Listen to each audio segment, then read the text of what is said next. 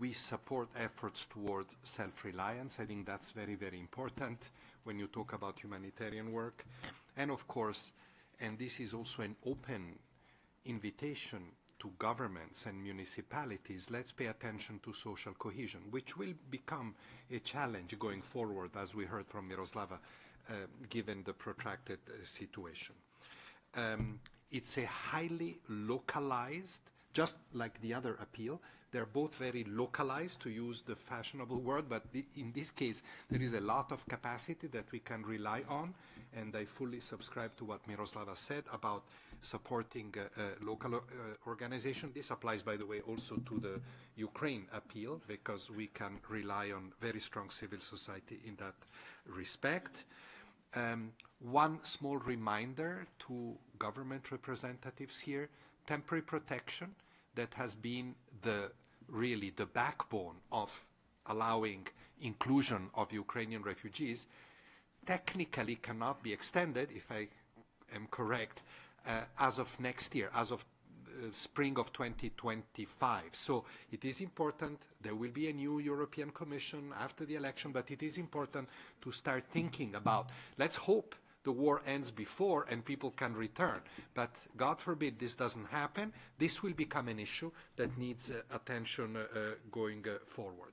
Very important to see this as resilience, as Iryna said, as everybody said, investment in for when people will be able to go back. So without education and self-reliance, this will not be as effective.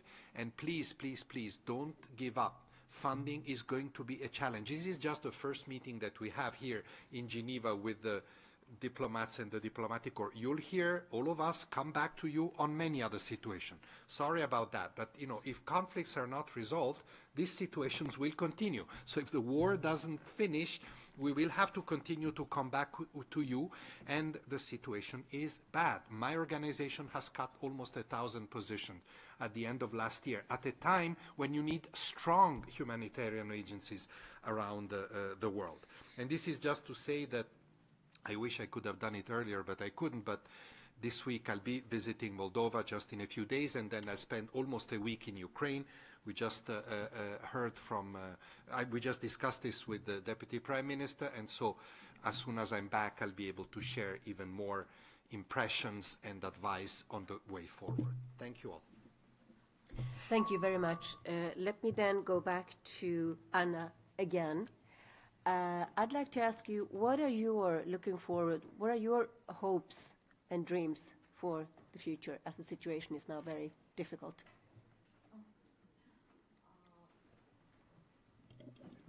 Sorry. I'm sorry. My future.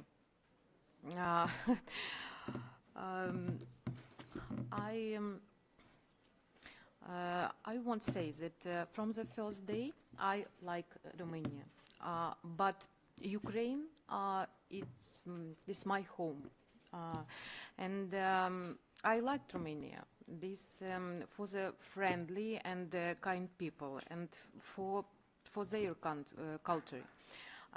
The people showed so much empathy towards our gift, but something more was given to us. Very concrete support from the arrival to this day, from the government, from the international organization, and so many other actors. For example, take our situation. We had no difficulty in getting our paperwork done in Itorom Export Center for refugees. We enrolled with a family doctor. We got the information we needed about accommodation and government support for renting an apartment for a few months. This was invaluable help for someone who is trying to rebuild a life. We are all very grateful for the support, and want to ask you, please continue to stand with us. Looking into the future, there's still so much uncertainty. This is the truth. We have a place to live. I have a job. I made you new friends in Romania, we start to build little by little a new life. We have a new life. Others people, many still, are struggling to find their way. But it's difficult for another people from Ukraine. And they have difficult with language, with found a job, with found place for kinds. And we still miss, when,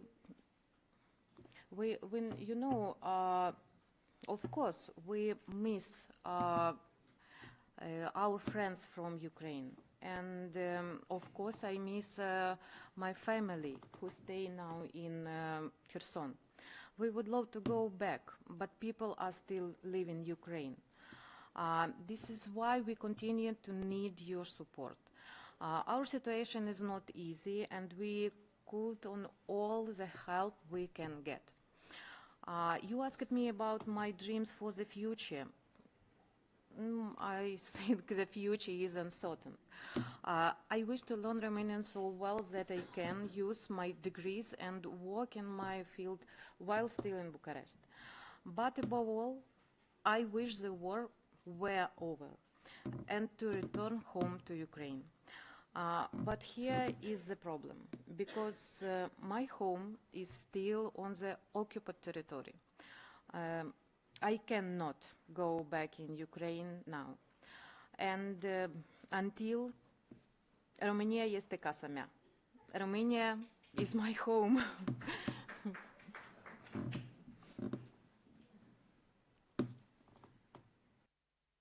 Now, let me turn to Denise Brown again, Humanitarian Coordinator for Ukraine. What would you say as a few wrap-up comments about the situation?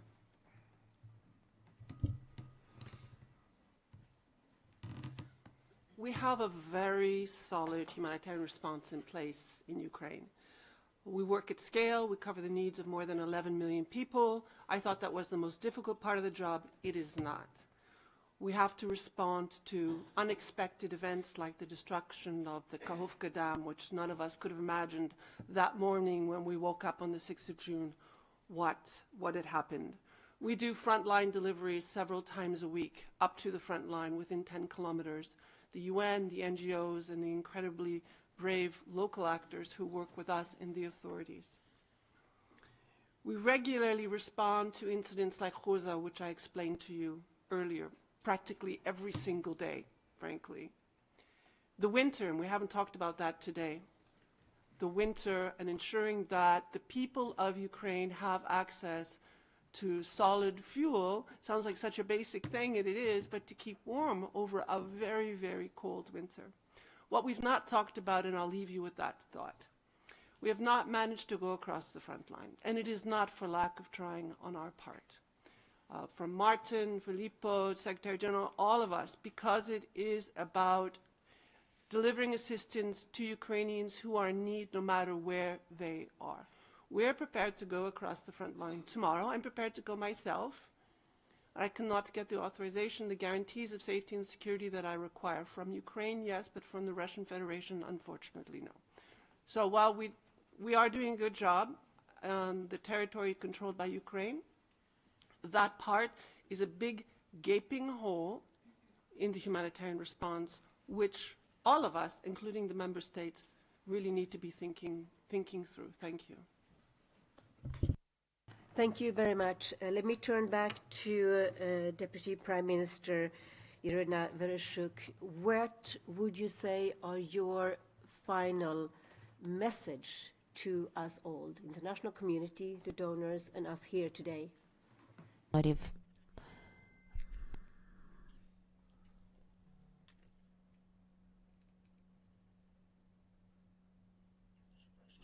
I would like to ask all of you to understand that the war in Ukraine is not one more war, or is not another war. This is not the next regional conflict. I would like all of you to understand that nothing like that ever happened in the world since the Second World War, and the scale of crisis, the scale of tragedy, you know it very well. Nothing like that happened before. Since the Second World War, Russia has used all kinds of weapons against Ukraine as of now, except for nuclear weapons. All possible missiles from North Korea, from Iran, everything has been used by Russians against Ukrainian civilians.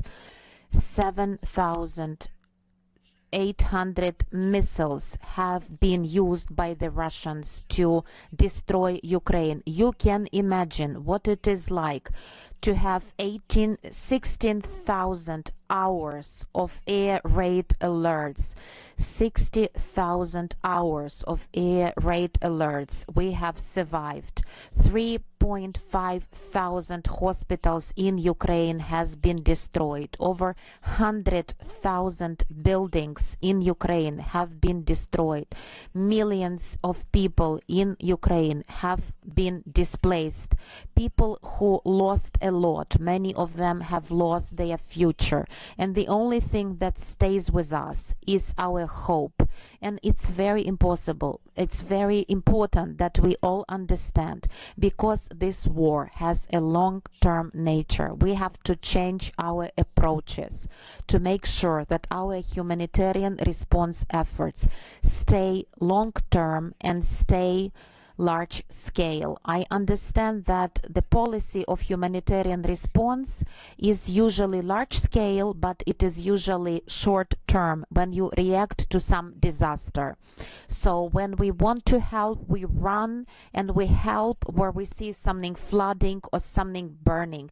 And usually a lot of efforts are needed to help, but in many cases those efforts are short term. But I would like to emphasize that we have developed new standards of humanitarian response, and we have to adjust all our efforts towards longer terms and longer term perspective, large scale and long term. And as a representative of a Ukrainian government, I would like to ask all of you for consistency. Humanitarian assistance that we are receiving should be more predictable, stable and consistent. And once again, we are fighting against a very dangerous enemy. Everything that Ukraine has is directed towards supporting military. Almost 100% of the Ukrainian budget goes to the Ukrainian military, goes to buy weapons that we need to win the war. And what it takes in order to support civilians, what is not priority, Ukrainian government cannot afford to fund, and military is priority at the moment. And this is why humanitarian response, I hope we will continue to support with you. We will never give this enemy a 1 minute chance to get a feeling of winning. They will never win, and we will never surrender. Thank you.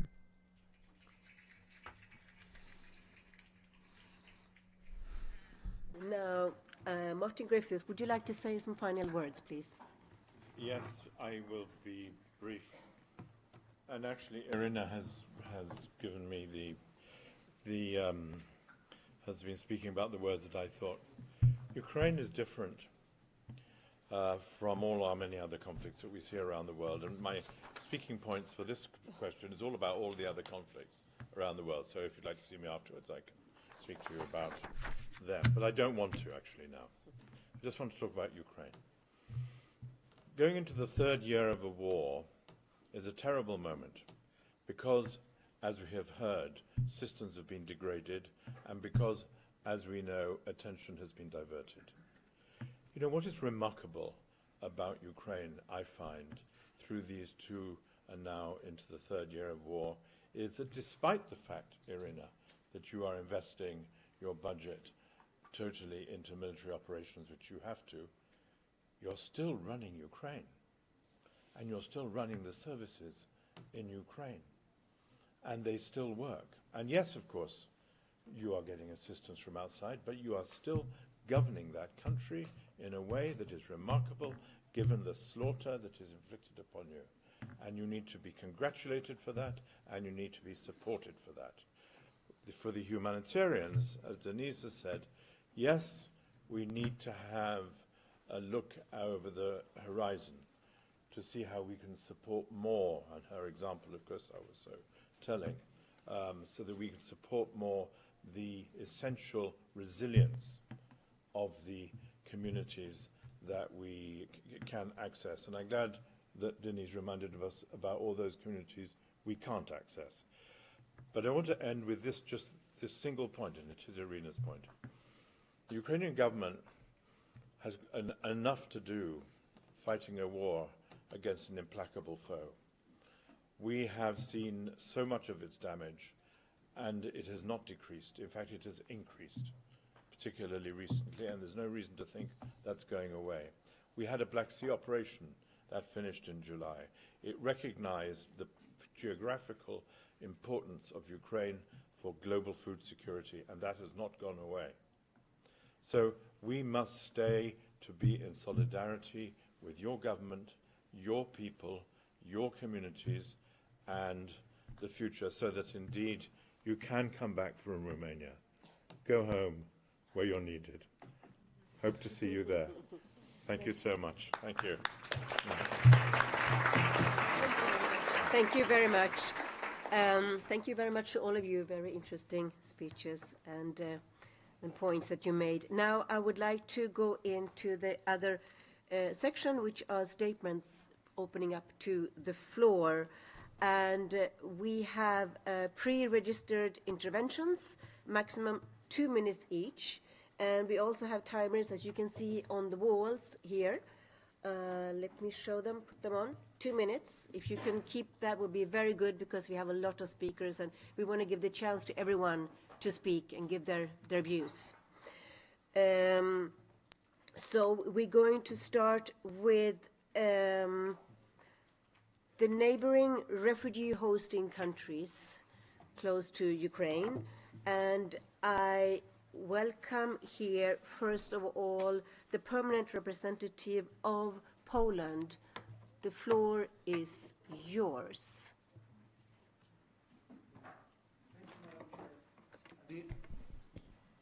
At the outset, I would like to thank all the panelists for their interventions and for setting the framework for this meeting. Poland wholeheartedly welcomes the joint organization of today's event by UN OCHA and UNHCR. I would like to thank both organizations and their staff for all the efforts aimed at providing assistance to more than 14 million Ukrainians, refugees and internally displaced persons, and, to a lesser extent, returnees. The launch of the Humanitarian Needs and Response Plan and the Regional Refugee Response Plan testifies to one thing that is crucial for our neighbor: that Ukraine, so brutally exposed to external aggression, does not fall into the category of the so-called protracted situations. The Ukrainians deserve better than to be the victims of the biggest Russian-induced humanitarian crisis in Europe since 1945. And this event partly confirms that the world has not failed Ukraine. Madam Chair, maintaining stable and predictable assistance to meet the basic needs of war refugees is particularly important as we approach the 3rd anniversary of the outbreak of the war.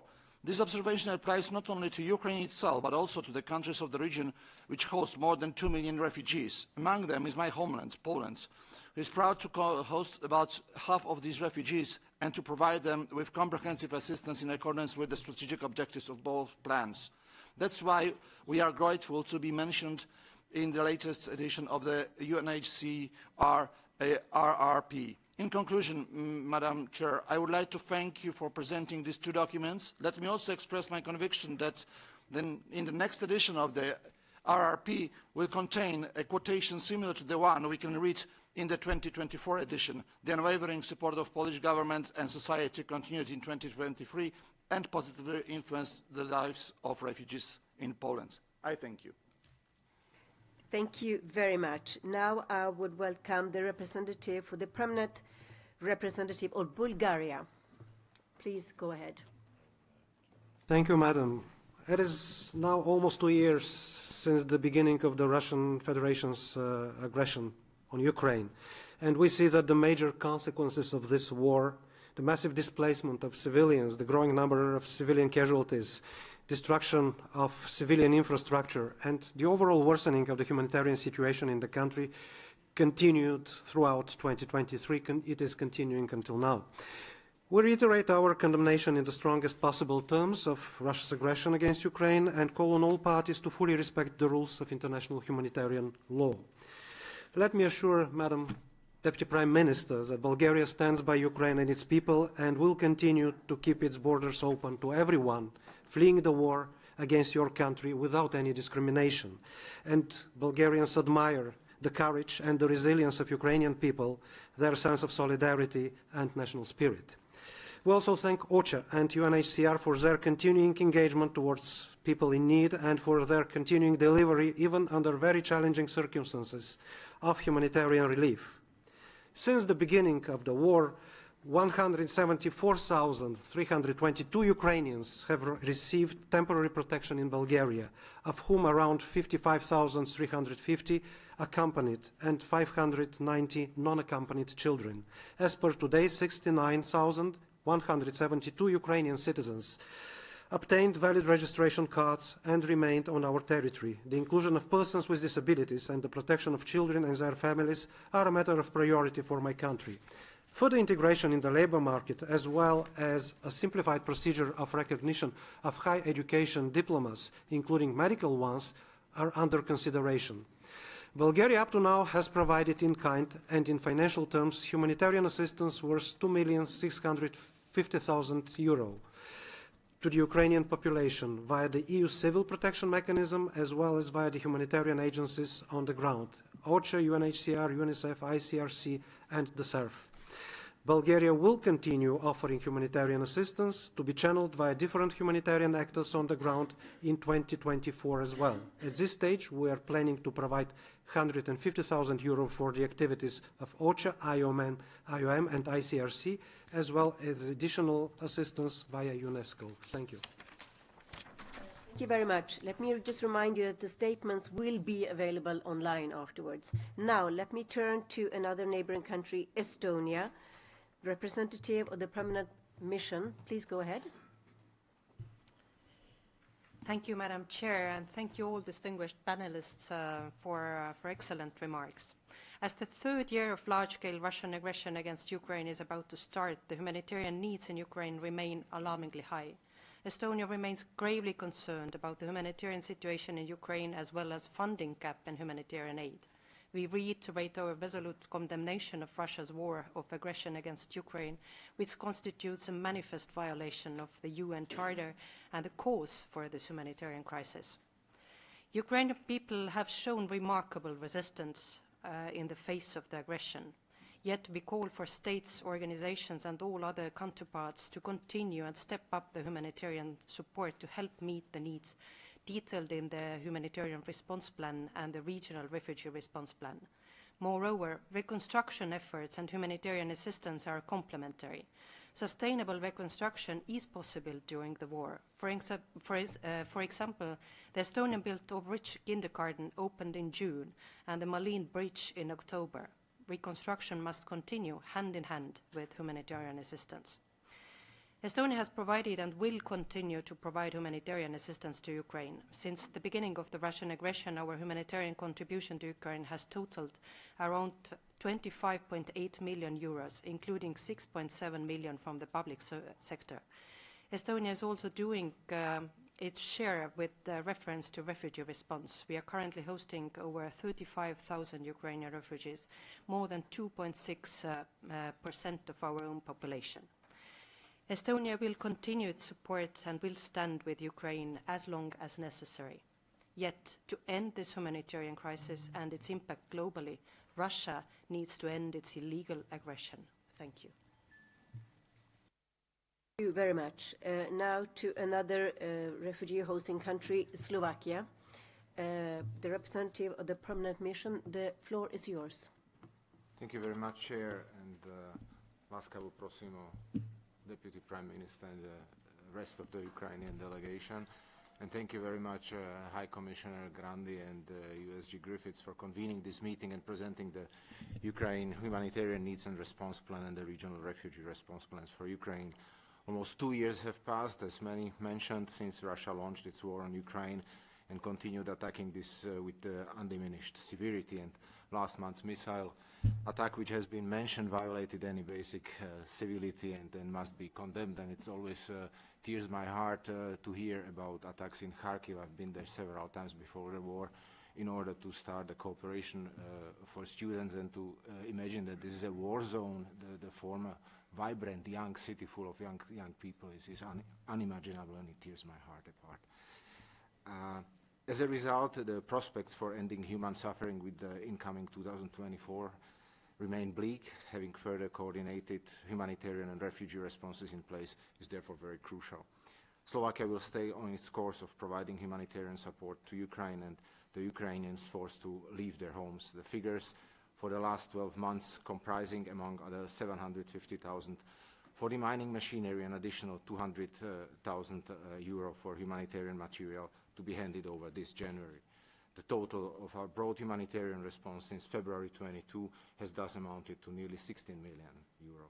Since the beginning of the war, Slovakia has recorded nearly 2 million border crossings from Ukraine, with more than 130,000 refugees registered for temporary protection today.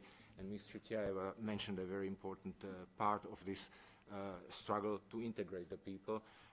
I can say for myself, my GP right now is Dr. Zhevska from Ukraine, and this is important that the people are integrated with their qualification, which they have, and they work in their field, which they worked before.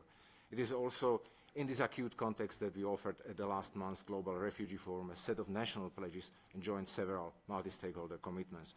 To close, I again add my voice to all those calling for an end to the war and for a peace respecting Ukraine's national sovereignty and territorial integrity. Thank you.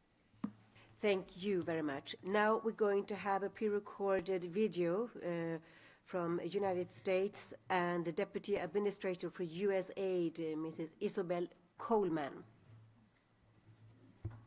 Good morning. I would first like to express my thanks to UN Emergency Relief Coordinator Martin Griffiths, High Commissioner for Refugees Filippo Grandi, OCHA and UNHCR for hosting this launch event today, and for continuing to lead the global response to the needs of the Ukrainian people. I also want to begin by commending all of the Ukrainian organizations, international NGOs, and UN agencies that are working day in and day out, often with tremendous risk of their own lives, to serve the people of Ukraine. We stand together nearly 2 years after the start of Russia's brutal and full-scale invasion of its neighbor.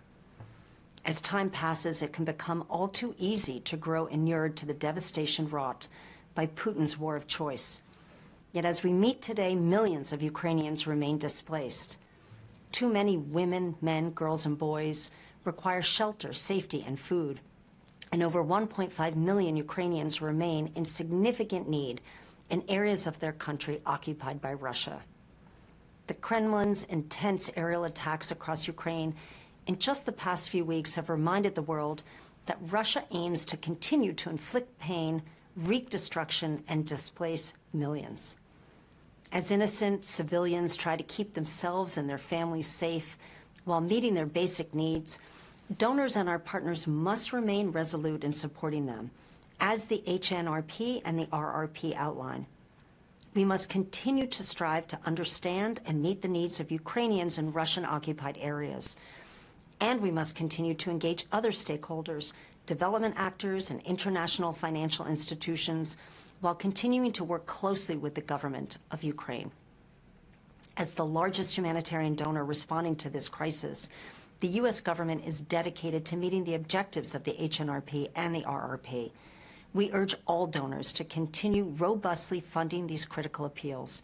We must not avert our gaze, even in the midst of other global crises.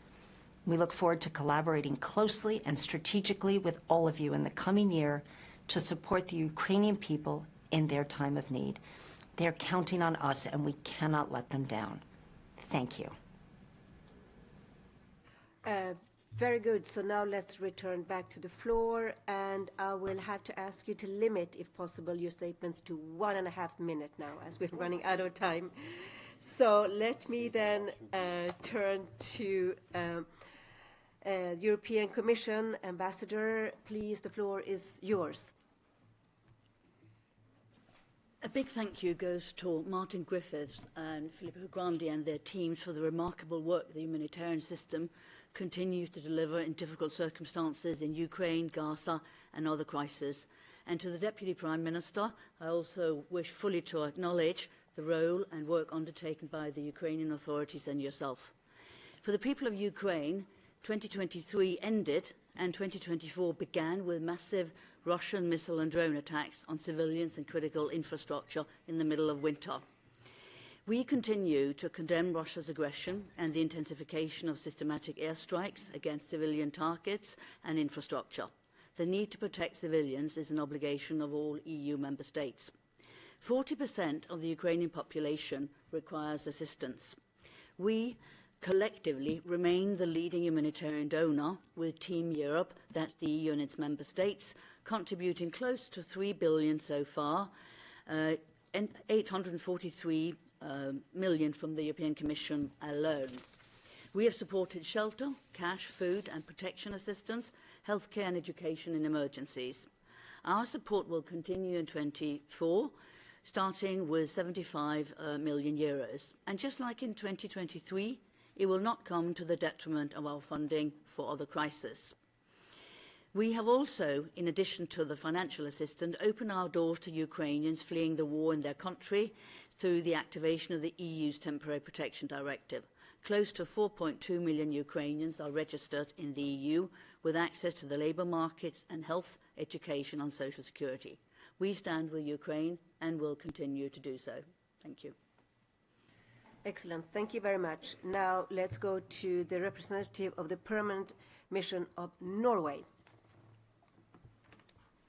Deputy Prime Minister, Excellencies. Next month marks 2 years since Russia's full-scale invasion and a decade since its illegal annexation of Crimea. Russia's continued aggression has brutally destroyed the lives of countless civilians. And now, instead of peace, Russia marked the winter holidays with a surge in attacks. We strongly commend the resilience of the government and the people of Ukraine. Let me also thank the UN, the Red Cross, and other humanitarian organizations, Ukrainian and international, for their important work. Norway's support for Ukraine is steadfast, flexible, and long-term, and will evolve as Ukraine's needs evolve. During Zelensky's visit to Oslo in December, we announced additional support in excess of 270 million euro. This included a top-up of the UN's winter response plan and support through the World Bank to keep schools and hospitals running and ensure that salaries and pensions are paid. This is an example of the complementarity between humanitarian and other civilian support in the Norwegian multi-year Nansen program. Let us not forget, this is a man-made humanitarian crisis brought about by Russian aggression. We call yet again on Russia to end its illegal war. In 2023, Norway provided approximately 248 million euro in humanitarian assistance to Ukraine and to the regional refugee response. We increased our support to mine action and to food security, as well as to the Ukraine Humanitarian Fund, which plays such an important role in strengthening local humanitarian response. We remain deeply concerned by the lack of access to Russian military-occupied areas and by the long-term impact of the wars on Ukraine's children and other vulnerable groups. In closing, and this is important, we are not smitten by any kind of fatigue. In 2024, Norway will continue to provide high levels of humanitarian support for millions of Ukrainians living under extremely difficult conditions. Our support for other vulnerable countries affected by the war will also remain strong. Thank you. Thank you. Now let me turn to France, the permanent representative. Please, the floor is yours. Madame la Présidente, distinguished panelists, Madame Deputy Prime Minister, first of all, a message of support of France to Ukraine. Our new Foreign Minister decided to go to Ukraine the second day after his nomination to express his support. We are very impressed by the resistance of the Ukrainian people and by the efficiency of its government to continue democracy despite all these destructions. Second message, we are aware that Russia did not give up neither on its military aggressivity nor on its political goals. And this is extremely important to underline. We have to be aware that the humanitarian situation will continue to be extremely acute as long as Russia will continue its military operations to that scale and will not give up its political demands, which are unacceptable because nothing can justify this aggression. And we want to congratulate humanitarian organizations for their mobilization and express again our support through the European Union, through our national efforts, because it is extremely important to show this solidarity. As you said, Martin, and as you said, Filippo, it is a matter of legitimacy for the UN to be able to go to the support of Ukraine in those times where it is very much needed. And indeed, we are acutely aware of the humanitarian needs of the Ukrainian people. It is not to exclude or include another crisis in this situation. It is to address all the humanitarian crises which need to be addressed, including the Ukrainian one, which, of course, for Europe is amongst the priorities. And finally, I would like to reiterate the fact that in 2024, France is going to be by the side of Ukraine and by the side of international organizations in support of Ukraine. There is a very simple solution to this situation. It is that Russian troops go home and that the Russian aggression stops. But until this is done, France's support will be there. Thank you very much. Thank you. Now let me turn to Canada and the permanent representative. Please, the floor is yours. Thank you very much, Chair, and thank you very much to this very distinguished panel, because in fact you've brought us the reality of the ground here to Geneva, and welcome, Vice Prime Minister. We do hear your calls not to forget Ukraine. I think the full room here illustrates just that we have not forgotten, if that is any encouragement at all. In our steadfast support for the humanitarian response, Canada has responded by committing over $350 million in humanitarian funding over the past 2 years, and that against a backdrop of much greater multifaceted support. The plans launched here today are essential for all of us as we allocate our funding going forward. But I really just took the floor to state that Canada is unwavering in its support for Ukraine and will continue to show our solidarity with its brave and resilient people. So thank you very much. Thank you very much. Now let me turn to the Netherlands and the representative of the permanent mission. Please go ahead. Yes, thank you very much, Ms. Chair, Deputy Prime Ministers, Excellencies. Thank you for updating us on the deplorable situation in Ukraine as a result of the Russian aggression. And thank you, Ms. Brown, for continuously speaking up about the suffering of innocent civilians in Ukraine. People inside Ukraine are battered by ongoing attacks on civilian targets. As Ms. Brown mentioned, even small villages fall victim to unprovoked attacks. Ukrainians in occupied territories are suffering from barbaric crimes of Russian forces, especially the illegal deportation of children. And also our thoughts are with the millions of people that had to flee to neighboring European countries and the uncertainty they face. Deputy Prime Minister Vereshchuk, we applaud the people of Ukraine for their resilience going into the third year, and would especially also like to thank Ambassador Filippenko and her team for their unwavering effort and energy to promote and defend the interests of Ukraine and its people here in Geneva. This year again, the humanitarian needs are estimated around 3.1 billion, and the message is clear: every dollar, every euro is needed. And this is not counting the immense investment needed for already undertaken recovery. And I'm pleased to hear that Ukraine is seen as a model for localization. The Netherlands will continue to stand with Ukraine, and today we pledge an additional 15 million euros to the 2024 humanitarian efforts in Ukraine through the Ukraine Humanitarian Fund. This is in addition to the 10 million euros that we provided to high quality and accessible psychosocial support for those that need it as a result of this terrible war. Because we know that Ukrainian resilience is needed now and for all stages of recovery and rehabilitation in the future. This war should not be forgotten. It's on the top of the agenda. Thank you. Thank you. Now let me turn to the permanent representative of Sweden. The floor is yours. Thank you so much, and thank you to the panelists. We really welcome this joint launch of the HNRP and the RRP that clearly demonstrates the compound challenges that Ukraine and neighboring countries face. The humanitarian situation in Ukraine, as we have heard today, remains deeply concerning and motivates our high continued attention. Support to Ukraine remains a top priority to the Swedish government. Our humanitarian assistance to Ukraine due to the Russian full-scale invasion so far amounts to over 2 billion Swedish krona, or nearly 200 million euros. Sweden has also increased our attention to the complementarity between life-saving humanitarian efforts and the efforts to support to Ukraine's recovery, reconstruction and resilience. To support to Ukraine's energy infrastructure is one such example. As highlighted in the HNRP, humanitarian access remains a critical constraint, especially in areas under temporary military control of Russia. We reiterated our call on Russia to provide full, safe and unhindered humanitarian access in areas under its temporary military control, in line with international humanitarian law. Sweden continues to support a more locally led humanitarian response, and I would like to particularly commend the important work of local Ukrainian humanitarian actors that also, every day, are subject to great risk. Finally, Sweden looks forward to continuing our cooperation with donor partners to ensure a coordinated, sustained and effective response in support of the Ukrainian people. I thank you. Thank you very much.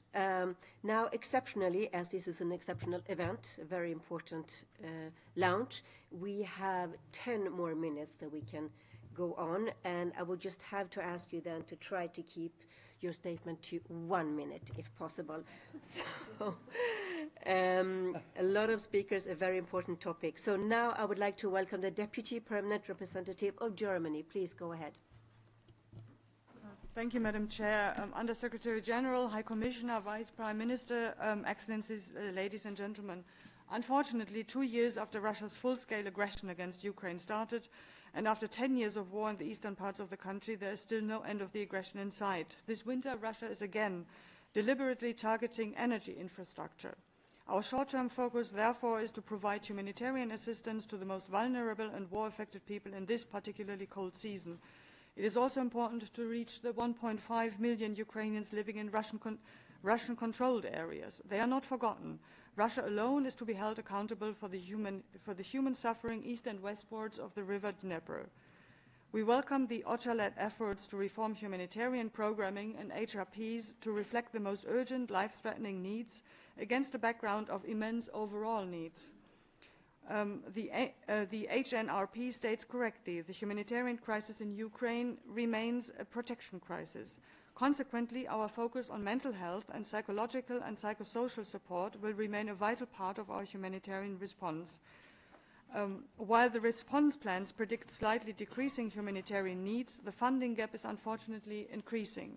Let me conclude by iterating that Germany also in 2024 stands firm on its substantial humanitarian support to all Ukrainians in their homeland and for those who have found refuge in Germany for as long as it takes. And we call on our partners to uphold much needed humanitarian assistance for Ukraine. Thank you very much. Now the Permanent Representative of Denmark. Please, the floor is yours. Thank you, Madam Chair. The launch of these appeals is a painful testimony to Russia's continued brutal and unjustifiable war of aggression against Ukraine, a war that the Danish government continues to condemn in the strongest possible terms. A war that continues also to have wide-felt global consequences, exacerbating global food insecurity and affecting the most vulnerable, in particular women and children. From day one, Denmark has, together with our partners, been standing by Ukraine. And let me express our admiration and gratitude to all humanitarian workers working within Ukraine and in neighboring countries, Ukrainian civil society, for all the efforts that they're doing every day with the risk of their life. We remain committed to provide unwavering support to Ukraine in 2024. We will remain among the top contributors to Ukraine relative to our size. In this year, 24 Denmark will actually increase our humanitarian support from approximately 20 million last year to 33.5 million this year, out of a total package of a little more than 200 million euro for civilian support. Let me stress that at the same time, Denmark remains committed to respond to many other humanitarian crises around the world, and in fact, total Danish humanitarian funding will increase in 2024. So let me close by just again underlining the urgent need for international community to assist and sustain their humanitarian assistance to Ukraine. Denmark will remain a strong partner in this effort. Thank you. Thank you. Now I would like to invite the Deputy Permanent Representative of Japan. Please go ahead. Thank you, Madam Chair. First, it is sad to see that today's plan for Ukraine for 2024 has had been issued due to Russia's ongoing and provocative aggression against Ukraine. We strongly urge Russia to stop its aggressions immediately. Last year, as a chair of G7, Japan led discussion on Ukraine, including G7 summit at last month's G7 leaders video conference. Our foreign minister visited Ukraine and Poland this month. This is an opportunity to confirm Japanese determination to stand with the people of Ukraine and uphold the international order based on the rule of law. During her visit, the foreign minister highlighted the importance of protecting women and children, who are particularly vulnerable in conflict situations, and of ensuring human dignity. It was also an occasion to see the generosity of host countries in accepting the displaced persons. This year, our initial pledge to address the humanitarian crisis stemming from the conflict in Ukraine totaling approximately $1 billion, including humanitarian recovery and reconstruction assistance.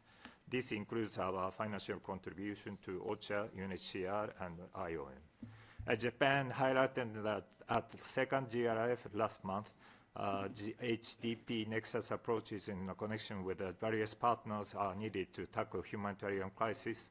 In this connection, in February, Japan will host Japan-Ukrainian Conference for Promoting Economic Reconstruction in Tokyo through cross PPP, adding ongoing assistance such as humanitarian demining. In closing, let me express our sincere gratitude to humanitarian staff working under severe conditions, Ukraine and around the world. I thank you. Let me invite the Permanent Representative of Spain. Please, go ahead. Thank you very much. Undersecretary, High Commissioner, Deputy Prime Minister, let me start by thanking all the staff deployed in Ukraine with your humanitarian organizations, and also expressing our firm solidarity with Ukraine after the most recent attacks. The launch of these two plans is a reminder of the suffering in Ukraine and the need to act and reinforce our action. Spain reiterates its strongest condemnation to Russia's illegal war of aggression in Ukraine. Spain has supported Ukraine since the beginning of this aggression and has adopted the largest humanitarian package to a single country in our history. Thanks to the Spanish support, we have carried out important humanitarian interventions in education in emergency, demining activities, and also healthcare.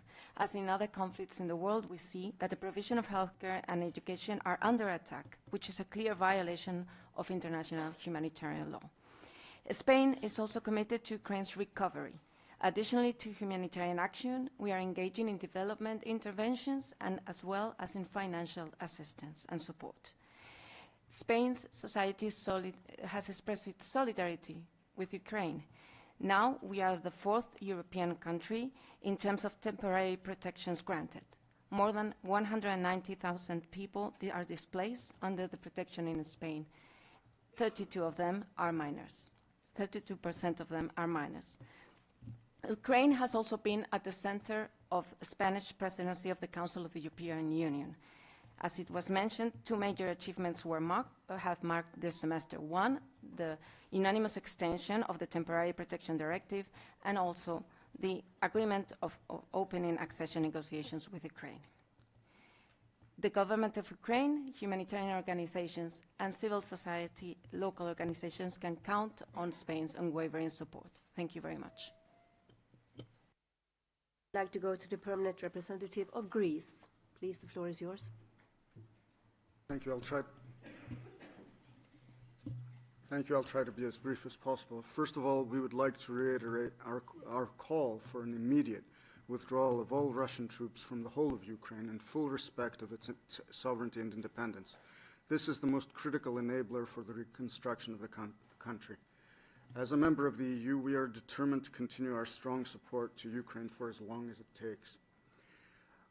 Greece has provided humanitarian assistance, including medical supplies, both inside Ukraine as well as to Ukrainian refugees hosted in neighboring countries. We have made contributions to the UNHCR, UNICEF, and other actors providing support to Ukraine. We are fully committed to actively supporting Ukraine's reconstruction effort. We can further facilitate Ukrainian exports using the ports of northern Greece as logistics hubs. Already 53% of Ukrainian exports in terms of volume are carried out by Greek shipping. We are contributing to the preservation of Ukraine's cultural heritage, particularly in the Odessa region. Collectively, we should focus on public-private partnerships in sectors such as construction, logistics, health and pharmaceuticals, information and communication technologies to kickstart Ukraine's reconstruction efforts. Finally, Greece is organizing a conference on the reconstruction of Ukraine on 15 February 2024 in cooperation with the European Investment Bank. Thank you. Thank you. Now we have two more speakers, two more statements, and I'd like to invite the representative of Finland. Thank you, Chair. Thank you, panelists, Excellencies. Our thanks to OCHA, UNHCR, and all the panelists for highlighting the devastating effects of Russia's war of aggression in Ukraine that continues. Finland's support for Ukraine and the country's sovereignty, independence, and territorial integrity is unwavering. Ukraine is Finland's largest recipient of humanitarian aid. Since 2022, we have allocated over 42.7 million euros to Ukraine in humanitarian assistance. Our overall support to humanitarian aid and development cooperation funds will be 232 million euros during 2024 to 27. In 2023, Finland channeled the biggest share of its humanitarian aid to Ukraine through the OCHA's Ukraine Humanitarian Fund. We appreciate that the fund enhances localization by supporting the humanitarian work of national and local humanitarian organizations and volunteer groups, and that it pays attention to disability inclusion as a cross-cutting priority. We would like to thank the multiple humanitarian actors in Ukraine who make sure that the help reaches those in urgent need. Finland also provides protection to people fleeing from Ukraine. Since February 22, over 64,000 people from Ukraine have applied for temporary protection in Finland. My family, my parents actually had a family from Kherson region for 1 year, from August 22 until the family continued to another location when the daughters of the family continued university studies in Finland, and it's just appreciation how Ukrainians actually are able to continue their life and looking for the future. It's something to appreciate. To conclude, we, the international community, need to stay united, condemn Russia's aggression against Ukraine, and sustain our support to Ukraine and meet the urgent needs. Thank you. Thank you. And now I'd like to invite the representative of Croatia. Please, the floor is yours. Thank you, Madam. Being itself a country that experienced all the consequences of military aggression, Croatia fully understands Ukraine and will continue to provide its unwavering political, humanitarian, technical and other support. Croatia so far provided 57.6 million euros in emergency and humanitarian aid and development assistance. Our humanitarian assistance includes financial support for more than 25,000 Ukrainian refugees in Croatia. Since the mine action is a fundamental prerequisite for safe return of people and delivery of humanitarian aid and sustainable recovery and reconstruction, we are focusing on humanitarian demining in Ukraine, and Croatia's total financial support in this area currently amounts to 10.1 million euros. Last autumn, with the government of Ukraine, we organized in Zagreb international donor conference on humanitarian demining in Ukraine, and pledges made at this conference value about 500 million euros. In order to respond to worsening situation of global food security, Croatia offered its sea and river ports for exports of Ukraine grain, also within the EU Solidarity Lanes initiative. And finally, as Russia's war of aggression against Ukraine rages on, I think it could be also a conclusion of this meeting. Our duty is to stand with the people of Ukraine for as long as it takes. Thank you. Thank you very much. And we have just made it in time. I would like to thank you all so much, and I also want to invite you to submit your statements to OCHA and UNHCR. I'm sorry we ran out of time. It was very interesting listening to you all, and I especially want to thank our panel. Very interesting. Thank you so much. All the statements will be available online. Thank you all, and also thank you all of you who follow us on webcast on this very important launch of the Humanitarian Needs and Refugee Response Plan. Thank you all. Thank you. Well done.